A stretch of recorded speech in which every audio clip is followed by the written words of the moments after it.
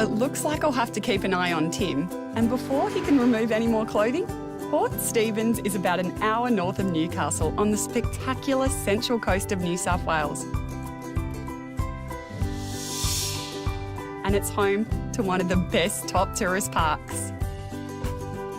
So, Pete, 1 Mile Beach, how many actual national parks are you nestled in amongst? Mate, we're in the Tomaree National Park, which encompasses most of the Tomaree Peninsula. Yep. And in this area, we've got 26 pristine beaches. We've got all the wildlife that comes with it. You know, all the koalas, kangaroos, wallabies, goannas, you name it. Mate, as I look over your shoulder, I'm looking at the cabins, which are cracking, mate. Oh, absolutely, mate. A lot of time and effort and a lot of thought's gone into them. They're really well decked out. Yeah. There's TVs in every room, so you can put the kids in the spare room while mum and dad are in the lounge room watching movies or sport. Or... They're roomy, aren't they? That's the thing, because like some cabins are just, mate, they're almost like caravans with the wheels off, but these are proper accommodation. They've all got barbecues on the decks. There are 2 bathrooms, so mum and dad have got an ensuite. Kids have got their own bathroom. We've got 15 of these style of cabins. We have a range of cabins that suit all budgets. In total, there are 117 caravan and camping sites available at 1 Mile Beach, including 14 ensuite sites and powered camping sites. And staying here means zero chance of anyone ever getting bored. We've got a fully heated pool with water slide and spa. We've got a 9-hole putt-putt golf course. We've got a full-size tennis court, beach volleyball court, and we find most holidays they're out there with the chalk, drawing hopscotch and stuff on the roads and having a ball. We even go right down to doing the bike licences for the kids. They come into the office, they apply for a licence, gives them permission to ride all over the park. And you're pretty relaxed. It is a family park, isn't it? Absolutely, mate. We're very family-friendly, love having kids here. In fact, if it was up to me, the only thing I'd ban from the park would be cars. You reckon? Yeah.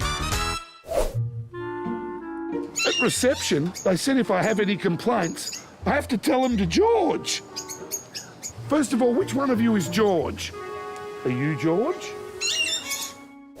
OK, we've got 4 families here at 1 Mile Beach. And do you holiday every year together? Yes. Yeah, pretty much, yeah. And this park? Yes. Yep. 7 years we've been here. What's the best part about it? The beach. Yeah, proximity to the beach, pub up the road, major shopping centre 5 minutes away, sort of ticks all the boxes. Have you tried other parks? It's hard to gauge against other parks because we're so spoiled here, so, yeah, with everything so close.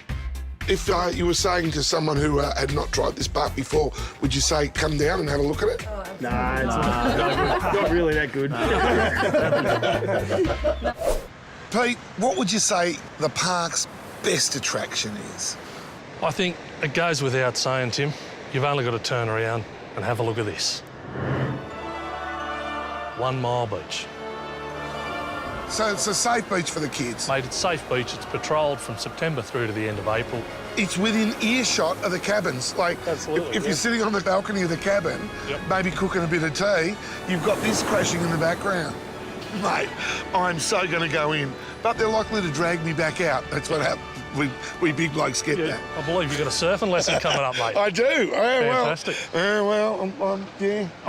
don't know how I'm going to go. For more than 10 years, Luke has been travelling the world, teaching thousands of people how to hang 10. So, Tim, I think you should be OK. And you pretty well train kids, don't you, like from the caravan park and local kids? Yeah, they're little kids, families, groups, whatever. Do you reckon if we strap 2 of these together, I'll be right? I reckon 1 on each foot, maybe. Yeah. Well, how does 1 Mile Beach rate? I've surfed all over the world and coached at a lot of different places, but the beaches here are unbelievable, nice and flat. And if you have a look out over behind there, heaps of whitewater, easy to surf. Do you like the Ockies? Ockanooies, I haven't seen them since 70s, mate. Really? Yeah. Let's surf. Do you want to go? Yeah, I'm keen. Let's go.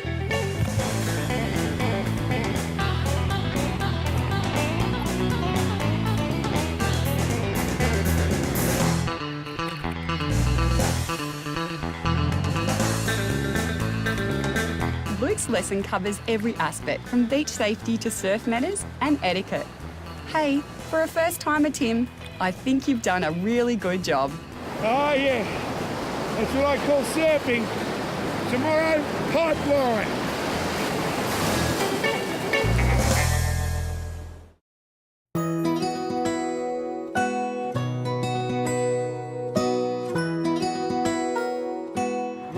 to another critically acclaimed Tim's Big Thing. Now this week we're at Hexham, and this is the giant mozzie. If you think he's big, you should have seen the amount of blood he sucked out of me last night.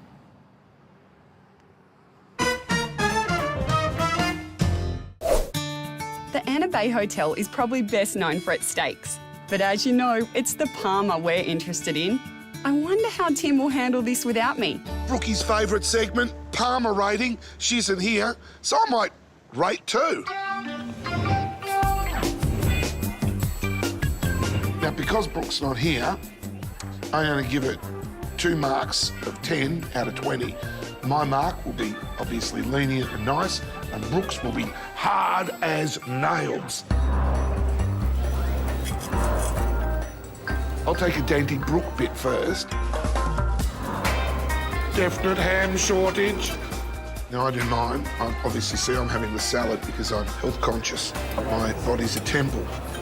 Anyone who's got a rabbit in the lounge room, hold him down because he'll be diving at the television. It's all good. It's all good. It's crying for a bit of ham. OK, let's get down to business and rate this parma. First up, I'm going to be Brooke. Brooke, always hard. Oh, Brookie, really? Is that all you can give? Tim, nicer.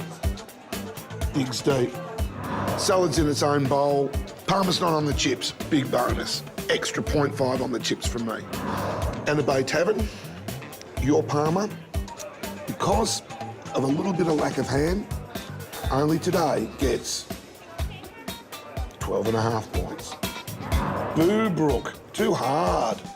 Now, Tim, I may be hard on the parmas, but I'm always fair. So here we are after 4 parmas, and we find that our early leader is still our early leader. Can anyone beat the Shamrock? We have a long way to go and a lot of country to cover.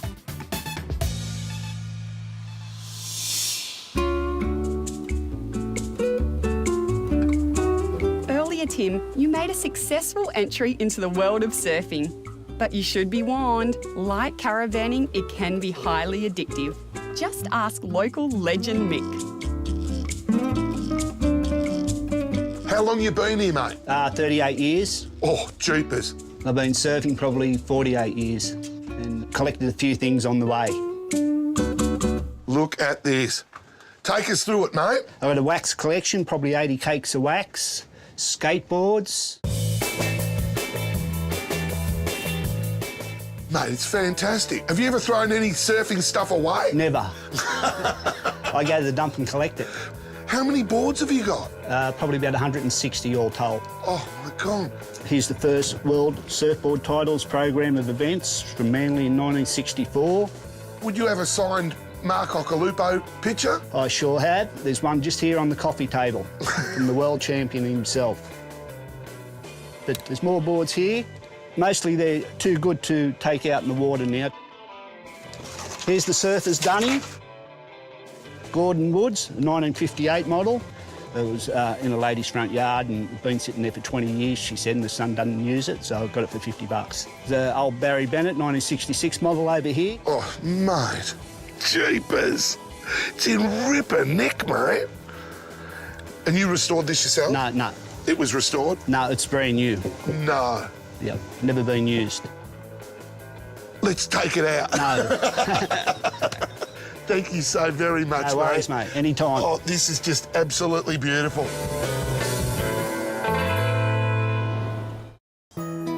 Today we're taking the Freelander for a squirt on the beach. And a little tip for free, you'll need one of these. It's a tyre pressure gauge. And what we're going to do is we're just going to ease the pressure off the tyres, and you'll need this to make sure that it's even all the way around. The joy of the Freelander is it comes with Land Rover's terrain response system. So basically, you figure out what you're going to be driving over, dial it up, and the car does the rest. It's fantastic. It offers you such great economy. The diesel motor in these is just so torquey. So for driving on sand, it's perfect. and she just ticks over. And that's the trick with sand driving. You don't want to be going hard at it because all that does is gets the tyres digging in, you get creating ruts. You just want low torque to pull you through. It's almost like taking a dog out for a run in the country. It just absolutely loves this stuff. It laps it up. Oh, man, look at me. I'm driving on a beach. This is really good fun. Wake up, Tim. You're dreaming. Wake up.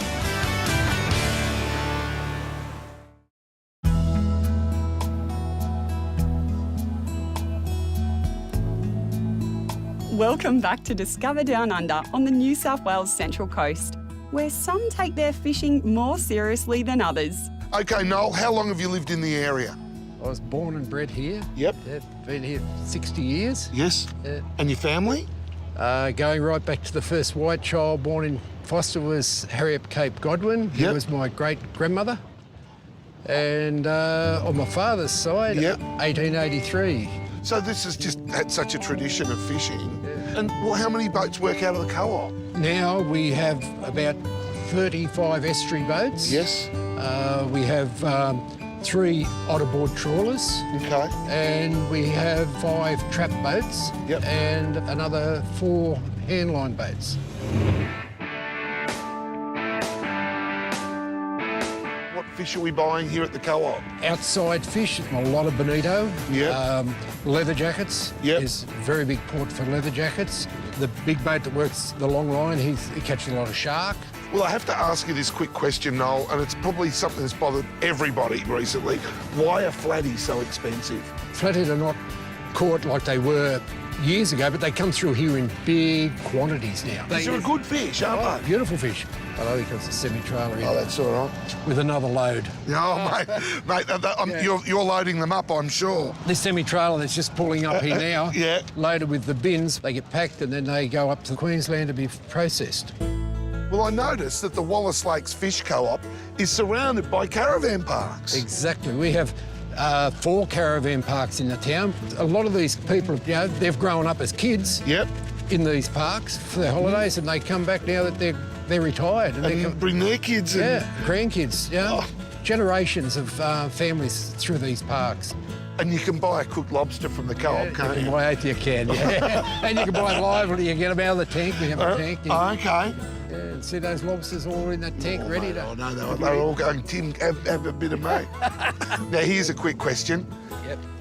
Where would you drop a line and you'd get... Right here, right where we are. You're Right, yep. right there. No, the amount of bream and flathead that get caught here is just unbelievable. Really? The morning here with this run-out tide, the little recreational boats drifting down here for the flathead. Oh, OK. And then fishing off the wharf here for the bream. Oh, really? An old bloke called Steve, he comes here, fishes here all the time, and the amount of bream that they catch is beautiful. There you go. There's a tip from the man. If Noel doesn't know about it, no one does.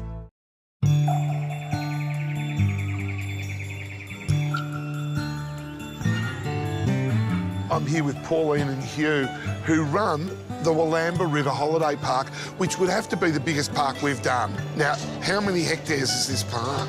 I think there's about 11.5 hectares. Is that right here? 11.5. Yeah, around about that. It's a big park. Big park. And do you count the waterways in that? Oh, no, not quite. Basically, it's a boating paradise, isn't it? It's a boating paradise here. It is a ski park where people are coming back generation after generation because this is what they love to do at Wallamba, love to ski.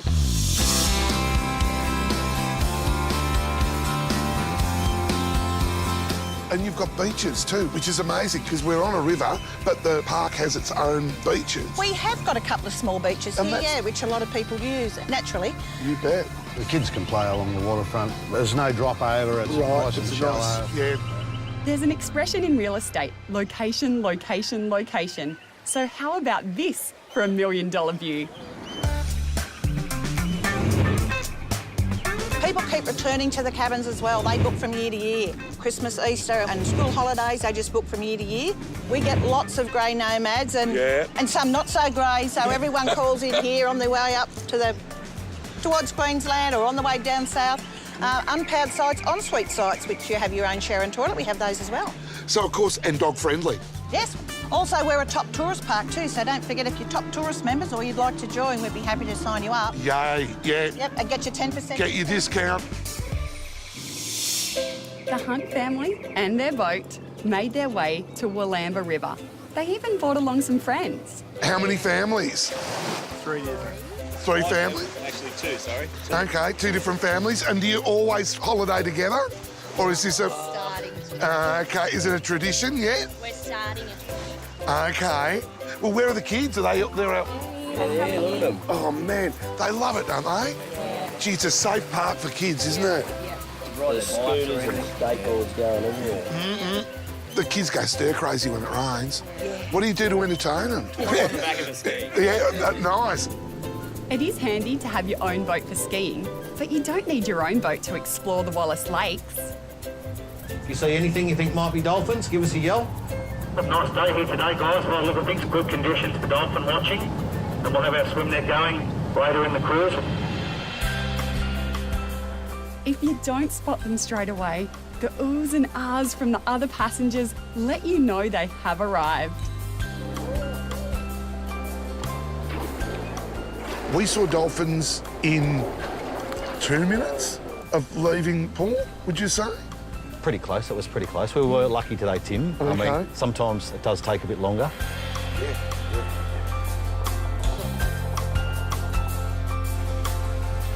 They're a naturally curious animal, friendly. Are they watching us? We're watching them, Tim. When I was a kid, they called it the Blue Water Wonderland. And they've sort of gone away from that name, but it still is a lovely spot.